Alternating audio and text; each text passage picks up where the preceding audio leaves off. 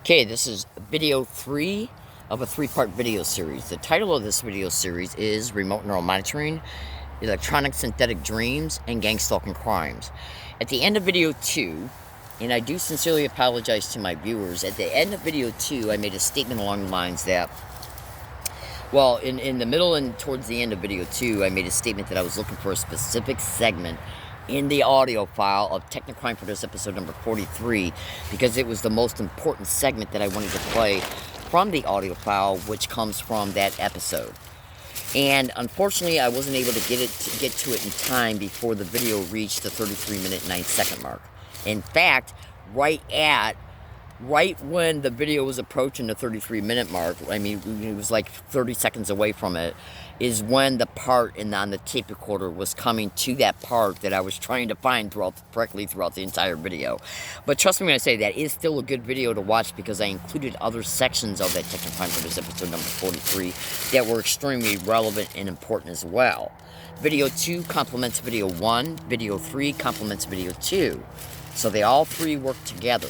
Now, let me expand a few seconds here on why the following that you're about ready to hear is so important. And these following statements will help you understand the relevance of video 1 and video 2. Make no mistake about it, all three videos are good videos. Everything that's played in video 2 still needed to be heard. Okay, so there's not really a waste of time video. Okay, now, remote neural monitoring connected to gang stalking crimes affords these 6 satanic mass murdering wild whores, the ones who are hosting this crime, and that's all they are. Well, it's not all they are, because they're actually much worse than that. Hold on a second. Literally. I mean, it can't be said any clearer. These people are so sick, it is beyond description. It is literally beyond description. There are no words in the human dialogue that accurately summarizes the depth of the depravity of these sick wild whores. That is literally no exaggeration concerning the host of this crime. They better pray I never find out who they are by name, flat out. That ain't no joke. So anyways, check this out. Now, remote neural monitoring and its massively reported usage in this crime is being used for some of the most sick, sadistic, depraved ways that the human imagination can go. Okay?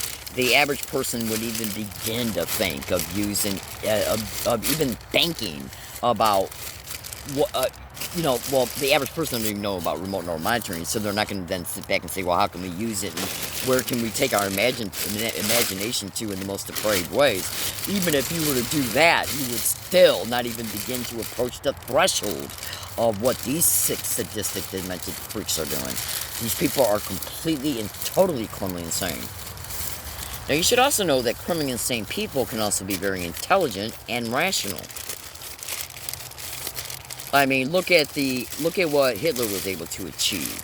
Even though it was all criminal insanity, but he was able to rationalize his insanity into action in a very meticulous machine that affected the mass murder of millions. So don't think that criminally insane people cannot be rational and smart. They can be. They're very calculating. Absolutely. But they're completely and totally criminally insane. In fact, there has never been one criminally insane dictatorship in the entire history of the world that has ever stopped their own criminal pathology. Meaning that not one criminally insane, demonic, tyrannic animal that has ever rose up in power throughout the entire history of the human race has ever stopped themselves.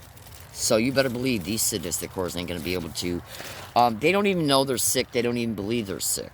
They operate on a different plane than the natural, normal, healthy human being does. They operate in a different hemisphere of thinking. Okay? So they're never going to stop themselves, and I think the only thing that's going to probably stop these wild animals is mass public exposure, and then the population rises up, or the second coming of Jesus. And trust me when I say, oh, make no mistake about it, this crime is bigger than NATO. Okay? And trillions of dollars have been spent in creating and perpetrating this crime and protecting it, and it's ongoing. So make no mistake about it, what you're hearing is nothing. It's not nothing. It's the biggest thing that's ever happened in the entire history of the human race. And it's the least known thing as well. So, that's our job, the educated gang stalking victim, to inform the public. And we do it We do it happily, but we don't do it for free. You're not paying to watch this video, but I'm paying for this exposure through my experience. So I don't say that for sympathy. I just say that everything we're going through, we realize the depth and importance of this concerning the severity of what we're enduring, and we also had the educated knowledge to know that extremely educated people have widely, massively exposed over the years that this is a crime that is literally coming to everyone. Okay, and you'll discover how that is as you in-depthly research this crime over time. Doctors, scientists, researchers, professors, and thousands of educated victims are all saying the same thing. This crime is coming to everyone. Could that be why the mass brain mapping is currently going on? Okay, so you better research this crime, sweethearts, and you better research it right now. So, let me discuss a little bit more about remote neuromonitoring, including pertaining to some of my statements that I made in video 1 and video 2. Now, remote neuromonitoring used in gang stalking criminal expeditions is done for visual and auditory brain entrainment, because you need to also know that remote neuromonitoring perpetration is also used simultaneously with sound technologies like voice to skull and ELF broadcasting, the criminal use of holosonics and other sound technologies. Some of the main immediate sub-motives of gang stalking, which are intimately connected to some of the main motives of gang stalking, is brain entrainment. And brain entrainment can take place while you're sleeping, absolutely. Have you ever had, let me give you an example about that, and then I'll segue into the audio part. Let me give you an understanding about how easy it is to mind pattern program somebody while they're sleeping, so when they wake up, okay, the nuances and kind of like the context and theme of what was going on in the dream assist that person in making decisions about what they're going to do in a relationship. So let me give you an example about this. Say if you're in a bad relationship, and the relationship started out really good. In fact, you even got married to the person. And then maybe 5-6 years down the road, it started going sour. And then it really started getting bad. Okay, and then you had those intervals of time to where things got better for a year or two, and then they started kind of getting bad again, and things intermittently happening in between. And at least one of the spouses starts questioning their judgment about, do they really want to stay in this relationship? Okay, when you are in a bad relationship, especially if it's abusive in any way or in multiple ways, your brain is going to remember all that. It's one of the biggest aspects of the human experience is our memory. And when it comes to relationships, memory references play a big role in it, baby cakes. That's how we continue to love people. It's how we let people go.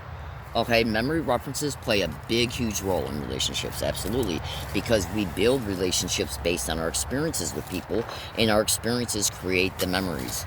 Okay, so say if you got a couple who's really starting to have a bad relationship and it's escalating in it being bad, but the brain also remembers the commitment, the good times. There's still hope there to hang on to the relationship until it can be fixed. And a bunch of other dynamic things can be going on, and possibly going to see a relationship therapist and so on. Now, let's say that the one who's starting to have very serious doubts about staying into a relationship goes to bed, and 4 nights out of 30 nights, this person starts to have electronic synthetic dreams connected to remote neuromonitoring. Because what you gotta understand about gang stalking is that these filthy whores who are hosting the gang stalking crime against this person, let's say in this example it's the male, 4 nights out of 30 nights of sleep, he's having electronic synthetic dreams. And in these dreams, they're being created around some of the memory references around some of the bad experiences that he has had with his wife. Maybe she hit him. Maybe she pulled a knife on him. Maybe she got caught having sex with another man, including in the act of getting, including getting caught in the act. Now, these are visual memory references of that man who's had these bad experiences with his wife. And so he is starting to think more seriously about leaving the relationship than she is. And he's thinking this throughout the day. Well, remote neuromonitoring is monitoring all of his neurological processes throughout each 24-hour period, each second of every minute of every hour of each day and night. So they're seeing where he's at in his thinking deliberations about if he wants to stay in that relationship. In fact, check this out. The neural influencing that can go on between remote neural monitoring and voice to skull can literally cause the problems. Every problem that they've had in the relationship, including the violence. Okay? In order to break this couple up, possibly to get a hold of the woman for human trafficking, and maybe to get a hold of the man for the prison industrial complex, racketeering purposes. A lot of prisons now are privately owned, and they get money, federal and state dollars per inmate. Okay, and he can even be used for sexual human trafficking. Make no mistake about it. So, and they are breaking up families and couples all over America intentionally, including through being assisted through remote neural monitoring. Make no mistake about it, including using parents against kids, kids against siblings, kids against parents, the whole 9 yards. These are the most demonic bitches who have ever walked this planet. No exaggeration.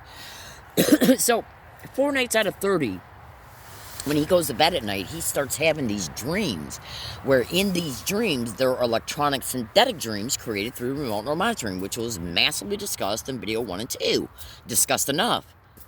So, so you can get your mind's eye around how it's occurring. Okay? So, and enough information so you can look it up on the internet, and trust me, you'll be able to find the information because it's all over the internet.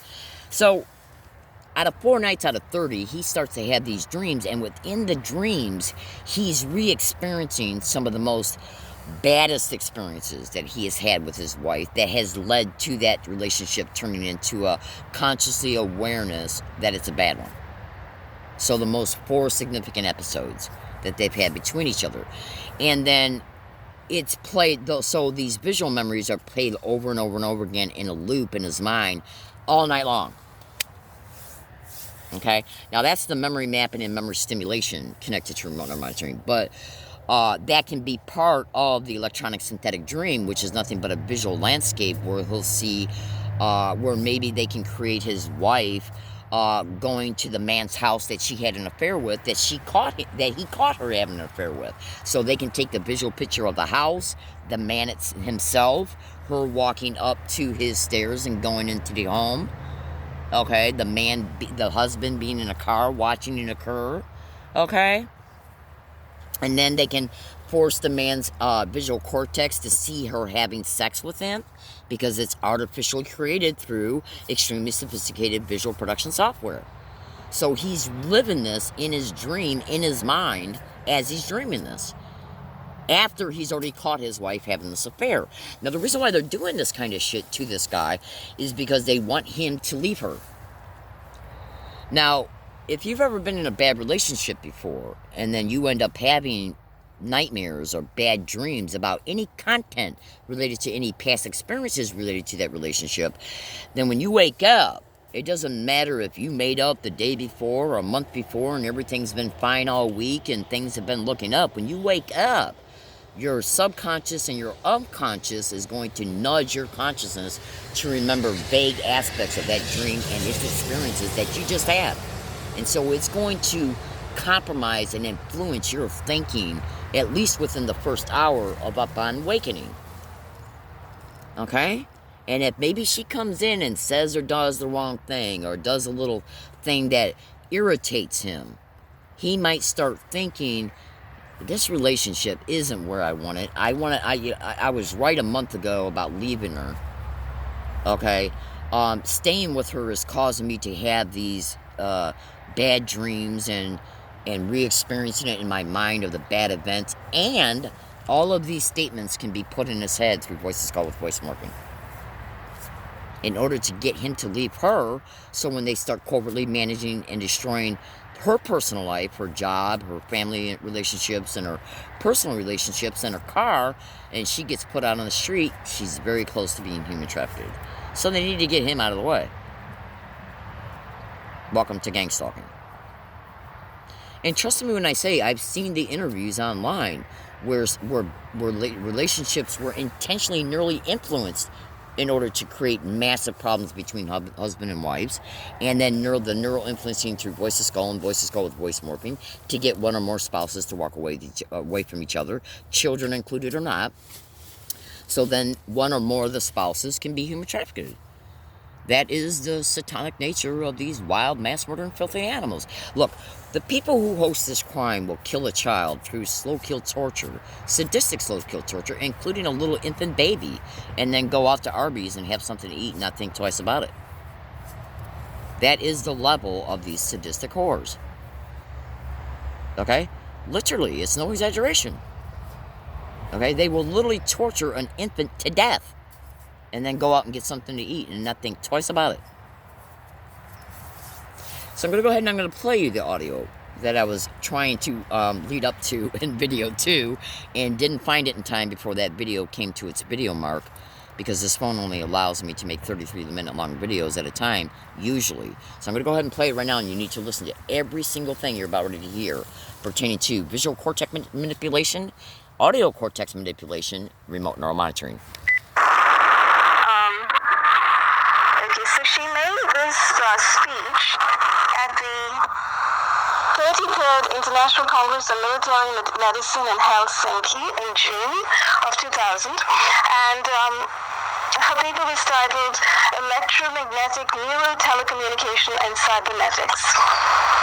Okay, and what she's talking about is the connection between paranoid schizophrenia, the DSM, the symptoms ascribed to paranoid schizophrenia as expressed in the DSM, and how reporting victims of intelligence agency crime are being dismissed and discredited with this paranoid schizophrenia diagnosis. So, in 1952, when electronic implants were placed in brain and teeth for tracking behavior and mind control, conditioning, programming, and covert operations, I mean, she goes boom right to the heart of the matter there, telling us exactly what was going on in 1952. Remember, the 50s to the 70s was when MK Ultra was booming, and then it was kind of discovered in the middle of the 70s. Then we all know it kind of went underground, and then it came out in the Joint Non-Lethal Weapons Directorate, in the Navy, the Air Force Research Laboratory, all of those military. There started to become a lot of connection between the military and the CIA at that point, and what they were studying termed as MK Ultra programs, that they were studying in the 70s, sort of got transferred over into non-lethal weapons, electromagnetic weapons, electronic weapons studies, etc. So anyway, in 1952, when these implants were placed in brain and teeth for tracking, etc., it became necessary to hide the technology, electronic stimulation of the brain, and implants during surgery or abduction from the public because of the Nuremberg Code, which prohibits involuntary medical experimentation on humans. DSM, the Diagnostic Statistical Manual for Psychiatry, was created in 20 languages. Today, it lists 4 methods used in unsuspecting targets in electronic, chemical, or bacteriological warfare experiments as signs of paranoid schizophrenia, also for psychological warfare. All medical schools teach that one is mentally ill if you hear voices in your head, feel that you are surveilled, poisoned, be it with microwaves, listened to via radios, telephone, loudspeakers, TV, feel that your thoughts are read and reacted to by strangers, and if you experience paranormal phenomena like contact with the energy of a deceased for longer time, etc. Differential diagnosis that the person is a victim of mind control is never taught. Neither the fact that the technology indeed exists already for 50 years without public knowledge, without any contact with the subject. Remote neural monitoring can map out electrical activity from the visual cortex of the subject's brain and show images from the subject's brain on a video monitor. Operatives see what the surveillance subject's eyes are seeing. Visual memory can also be seen, and they can put images into the subject's brain while they are in REM sleep to do brain programming. Two-way electronic brain link is done by remotely monitoring neural audiovisual information while transmitting sound to the auditory cortex, bypassing the ears, and transmitting faint images to the visual cortex, bypassing optic nerves and eyes. nanotechnology computers of certain intelligence agencies are a generation ahead of present academic computer technology. There has been a signals intelligence network since 1940 in USA, and Russian woodpecker signals toward Americans in 1960s in Moscow. High-frequency beams of radiation to the embassy cause malaise, irritability, extreme fatigue, and effects are not temporary but include cataracts, blood changes that induce heart attacks, malignancies, circulatory problems, and permanent deterioration of the nervous system. Today, sudden attack or flu symptoms without virus or epileptic attack can be remotely induced in electronic warfare, as well as the use of amnesia beam to cause a sudden blank out of memory of a target giving a public presentation. So there's more. I mean, this is a fascinating paper that she gave, and the whole thing is worth reading.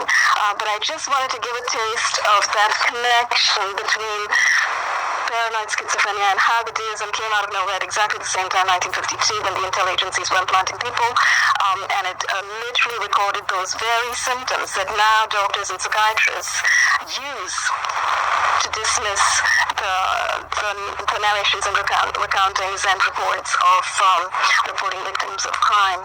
So, that's not a coincidence. Obviously, it was done deliberately. There's a distinct connection between psychiatry, the intelligence agencies, and the DSM. There absolutely is. And what you've just read out is mind-blowing. Am I right in assuming that you read it out of the book Bright Light on Dark Shadows? Black Shadows. Bright Light on Black Shadows. Light on Black Shadows is a very, very important book for anybody who's interested in finding out, how this has been established in our societies over time. Because Dr. Kilder was extraordinary because she actually went to all of these military conferences and, she listened to these people and she wrote down what she learned. Absolutely. So she was the former chief medical officer of Finland, and she was extremely highly regarded. There are also interviews with her people can find online, but I advise everybody to buy her book and actually use it for court cases. Use the written testimony in her book for court cases, because she has all the evidence, of everything to back up what you're saying right in her book. She also talks extensively about the spread of Satanism and Satanistic groups, that there has been a drive by the intelligence agencies to spread Satanism throughout our societies in the West. And there are these underground networks of Satanists now in every single community. I think she's telling the anecdote of talking to, I think, was it Tina or something? Her nanny, a friend's nanny, I think. I remember reading it out in one of our early technos, actually, that little bit about the organization that's ultimately, it seems to be connected with, in the US it's called a company, and it's connected to the CIA, but it's essentially, it's sort of the internal Satanist company inside the CIA. Well, I can assure you that in Europe it's called a corporation. It is a corporation. The company corporation says that, don't worry. But, it is a corporation. It's one of the most ancient corporations. It is the Vatican Corporation. Pretty much absolutely everywhere. But what's also very important, because the death of Dr. Ronnie Kilder has something very important, and I just would like to share my screen, so I will pass the microphone back to people. I just would like to refer people to her death, because Henning Witte, the German lawyer who is in Sweden, he was one of the people to be in touch with Dr. Ronnie Kilder, and she sent her last email, on the 14th of January, and it's published on Dr. Henning Witte's whitetv.se website, and here the title is Dr. Ronnie Lena Lukanen Kilder dead, probably murdered. No, she was murdered. There's no probably about it. But what's very important is that here Dr. Witte published an email that Dr. Ronnie Kilder sent to a friend just before her death, and she talks about how there has been horrific malpractice at the hospital. So she said that she was attacked 17th to 18th December with psychotronic weapons. She was so painful. She was lying on the floor with extreme pain until after midnight, and then she called an ambulance on the 19th. She was not taken to the hospital where she wanted to be taken to, but to another one, which already hints at an intel hit job. But then she says malpractice started from the first minute. hit my right kidney so hard that my urine was bloody the next day. For 3 days, the female lawyer did not touch me at all, which kind of implies that they might have poisoned her or given her a toxin that they were scared of catching. And then she said, I had said it all comes from beaming. She said, no one will believe you, and so on and so on. And in the end, she got out, and she got assistance to travel in a wheelchair to Finland, where she had, she said she wanted to have all the tests redone. And she went to Finland because she had a cousin, I think, who was a doctor and could look after her. And also because she thought she would be safe because Finland is not a NATO country. And it doesn't have to follow US orders. Now it's true, Finland is not a NATO country, but this here that's the pitfall, people, because this targeting is global, it's bigger than NATO, and that's what I'm saying. So if you think in terms of the old institutions, NATO and these things, that's a lie, it's a front, okay? So already now, in the I'm going to end it there. Now, what I suggest for people to do, one of the things that immediately stuck out to me on several dates, but while I was playing the audio for you to listen to, is go back and listen to the part where Romola D starts to talk about the Diagnostic Statistic Manual, which is the book, in my view, and trust me when I say thousands and thousands and thousands of other educated gang stalking victims view. They already know and eventually come to the conclusion, others come to the conclusion, that the DSM, the vast majority of it was more than likely created with the assistance of the intelligence agency, which is nothing but organized crime. Okay, a huge aspect of it is, I'd say at least 90% of it is, at least nowadays. Listen to me carefully. See, consider this. Say if you got two physical rooms. And in one room, you got a group of 10 people. And these 10 people are completely criminally insane and totally criminally minded. Meaning that their whole pathologies, is wrapped around what can we do today through criminal means to make money and to get other, needs that we want, to get met.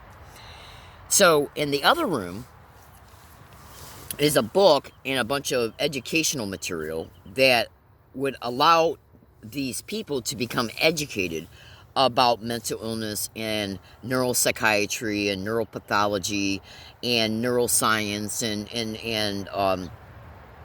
neuroweaponry. So you take that group of 10 psychotic rats and you put them and they're intelligent too. You got to always remember, criminally insane people can be rational and they can be intelligent. Okay? But it doesn't mean that they're not criminally insane. So, you take these 10 people and you put them in a room with all this material dedicated to all these different disciplines, and they got the intelligence to sit back and say, okay, we can take this aspect of this particular discipline and incorporate it and impose it and synthesize it with information from this other discipline, this other field of educated knowledge, and do the same thing with 20 other disciplines, all dedicated and wrapped around the fields of neuropsychiatry, psychology, psychological operations, the mechanisms, features, and functions of how the entire brain and body work, technology that allows them to do any and everything they want to with the brain and technology, the brain and body from a remote distance. You take all that information and the resources and you put it in the hands of 10 criminally insane, intelligent people who are criminally inclined. Do you honestly think they're not going to use it? Now, why did I bring that up? Consider this. Consider this. If you went and bought a DSM or went to a bookstore and sat down for a month, spend an hour of it each time you go there, and you look at the list of the symptomologies of specific mental illnesses like delusional disorder, bipolar, schizophrenia, paranoid schizophrenia, schizoaffective disorder, they sit down, they take this book and they sit down and they say, look at these tables of symptoms. And then, is there anything about our technology that we can use it in any way so that when we force and affect it upon a person, it would come across as, when they experience it, the experiences will come across as the symptoms of these mental illnesses. Of course they can, because they are. And they are on a massive scale. How much money do they make off of illegal probate control schemes, do you think? By claiming somebody's mentally ill. Tens and tens, hundreds of millions of dollars a year. That's fucking lootly.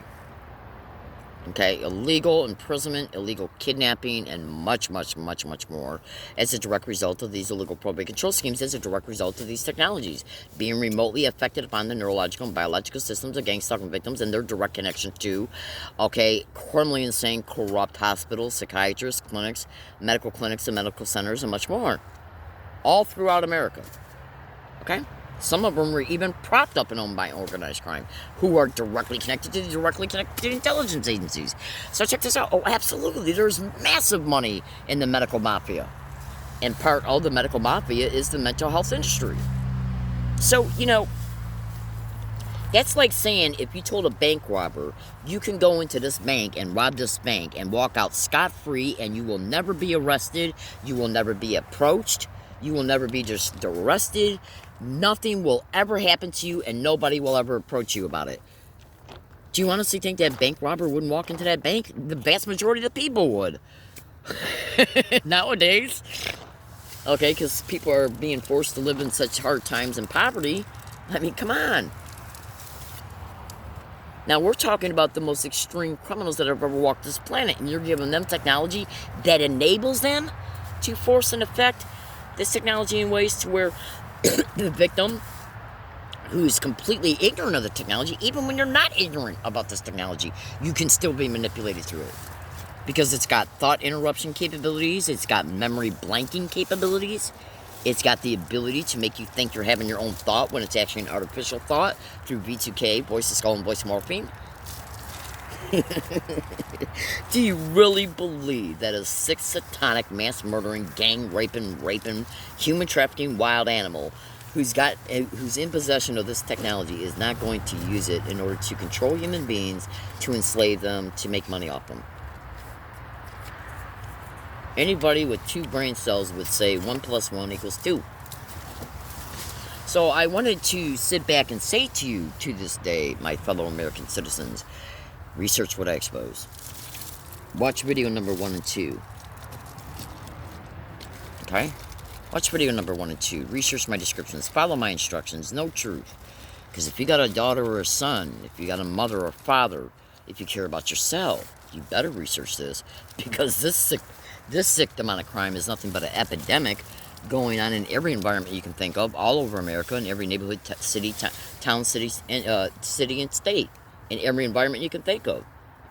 Okay? And let me tell you something right now. These are not the type of criminals that look like the average street criminals you might see featured on a local news broadcast when a criminal gets caught. We're talking about average-looking people who are involved in this crime. All right, I got to go. Thank you for listening. Everybody have a good day, and stay tuned to this account.